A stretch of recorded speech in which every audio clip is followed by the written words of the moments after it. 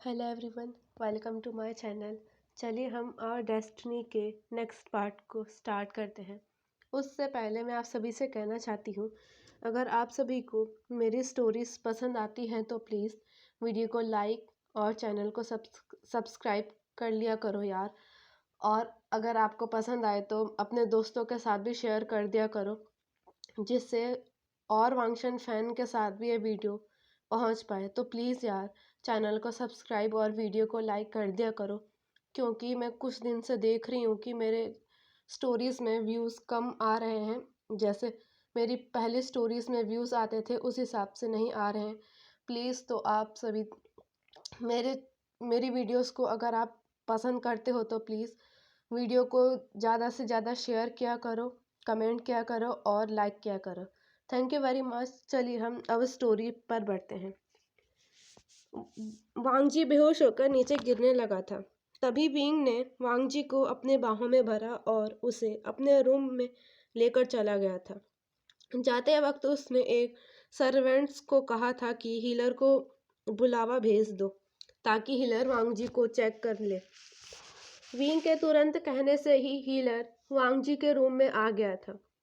सभी लोगों को भी अब पता चल चुका था वांगजी के बारे में। वे सब लोग भी रूम के बाहर पहुंच चुके थे, जहां विंग भी बेचैनी से कमरे के बाहर इधर उधर घूम रहा था। उसे वांगजी को लेकर बहुत चिंता हो रही थी। अचानक से हीलर तुम्हारे रूम में क्यों आया? विंग के पेरेंट्स ने पूछा। दूसरी तरफ हीलर वांगजी को चेक कर रहा था। उसकी हाथ की नसों को जांच कर रहा था। उसकी पूरी जांच करने के बाद हीलर कमरे से बाहर आता है और कहता है, चिंता की कोई बात नहीं है। ऐसे समय में अक्सर चक्कर आया करते ही हैं। क्या मतलब ऐसे समय में? विंग ने हैरानी से पूछा। साफ साफ बताइए हीलर, वे चांगसे के साथ साथ लैंडचिरन ने भी कहा। हीलर ने आगे बताना शुरू किया। वांगजी प्रेग्नेंट है। वो 2 मंथ से प्रेग्नेंट है। आप सभी को वांगजी का बहुत अच्छे से ख्याल रखना पड़ेगा। शुरू के 4 मंथ बहुत नाजुक होते हैं और क्रिटिकल भी होते हैं। इस टाइम में ज़्यादातर मिसकैरेज होने के चांसेस भी रहते हैं, जिसमें मदर और बेबी की हेल्थ को बहुत नुकसान भी पहुंच सकता है। अगर उनकी केयर न की जाए तो बेबी का मिसकैरेज भी हो सकता है। वांगजी की प्रेगनेंसी की न्यूज़ सुनकर सभी बहुत खुश थे। सब लोग वांगजी की अच्छे से टेक केयर कर रहे थे। वांगजी को हैवी वर्क को करने से मना कर दिया गया था। वांगजी अब ज़्यादातर अपनी बुक्स को रीड किया करता था। इवनिंग में विंग वांगजी के साथ टाउन घूमने जाया करता था। वांगजी मिरर के पास अपने इनर रोप से अपनी टमी को अपने हाथों से सहलाया करता था। भले ही उसका टमी अभी शो नहीं हो रहा था, पर वो अपने टमी को फील करता रहता था। स्माइल करते हुए अपने टमी से बातें किया करता था। विंग के फेस में भी एक अलग सी स्माइल रहा करती थी, क्योंकि वांगजी के प्रेग्नेंट होने के बाद उसके चेहरे पर अलग सी मुस्कान रहती है, जिसे देखकर विंग अपने आप खुश हो जाता था, क्योंकि वो वांगजी को हमेशा मुस्कुराता हुआ देखना चाहता था। वांगजी के प्रेगनेंसी को अब 6 मंथ हो चुके थे। उसका बेबी बम भी अब शो होने लगा था। उसकी बेली राउंड शेप में हो चुकी थी। वो सिंगल चाइल्ड से प्रेग्नेंट था। बढ़ती प्रेगनेंसी में उसका मूड स्विंग भी हमेशा हुआ करता था। कई बार उसके मूड चेंज हुआ करता था। कभी वो खुश रहता, कभी अचानक से दुखी हो जाता। उसे अब पहले से ज़्यादा भूख लगती थी। वो कभी कभार बहुत कम खाना खाता था, कभी तो वह बहुत ज़्यादा खाना खाया करता था। पर जब खाना उसे पसंद नहीं आता था तो वह खाना नहीं खाता था। रात में वांगजी विंग को टाइटली हग करके सोता था। एक रात विंग की नींद अचानक से खुलती है। उसने देखा कि वांगजी उसके पास नहीं है। वो पैनिक करने लगा था। आधी रात का समय था तो वो बाकी लोगों को उठा नहीं सकता था। विंग वांगजी को ढूंढते ढूंढते किचन तक आ जाता है, जहां वांगजी एक जगह में बैठकर कुछ खा रहा था। विंग वांगजी के पास पहुंचा तो उसने देखा कि वांग जी के सामने काफ़ी सारा खाना पड़ा हुआ था जिसे वह खा रहा था। कुछ खाना उसके कपड़ों में भी लगा हुआ था और कुछ उसके मुंह पर भी लगा हुआ था। अपने प्रेगनेंसी के पीरियड में वांग जी पहले से ज़्यादा भुक्कड़ हो गया था। अभी कुछ आवर्स पहले ही उसने बहुत सारा खाना खाया था और अब फिर से वो खाना खा रहा है। विंग ये मन ही मन में सोच रहा था। तुम क्या कर रहे हो? वांग जी विंग की वॉइस सुनते ही वांग जी ने पॉजिटिवली अपना फूड अपने पीछे छुपाते हुए कहा, मैं नहीं दूंगा।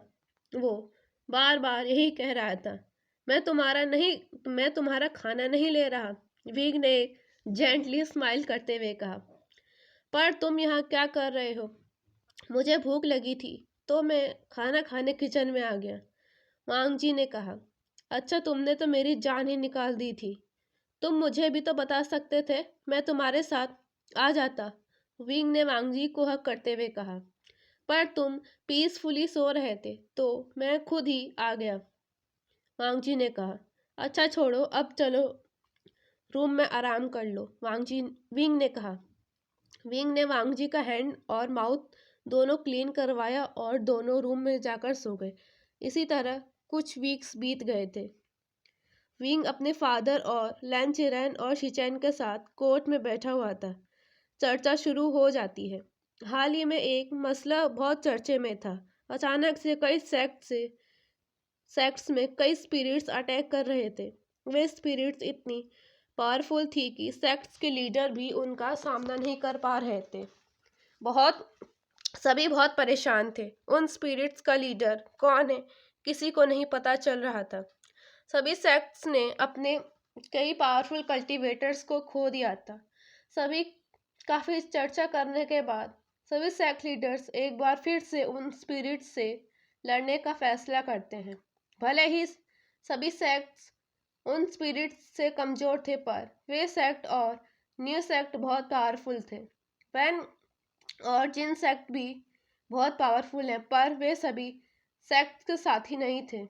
जिन ग्वांग्याओ के राजा बनने के बाद जिन सेक्ट और वैन सेक्ट ने सभी सेक्ट से अपनी दोस्ती खत्म कर दी थी।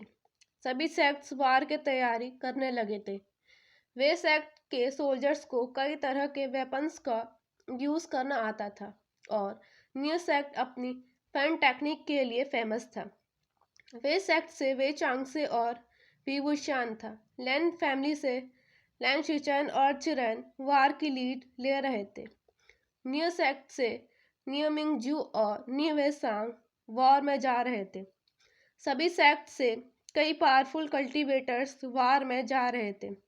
वांगजी भी वार में जाना चाहता था, पर अपनी प्रेगनेंसी के कारण वे पैलेस में ही था, कुछ सैनिक्स और लैनी और कांगसे सैंड्रन के साथ। वांगजी पैलेस में ही था।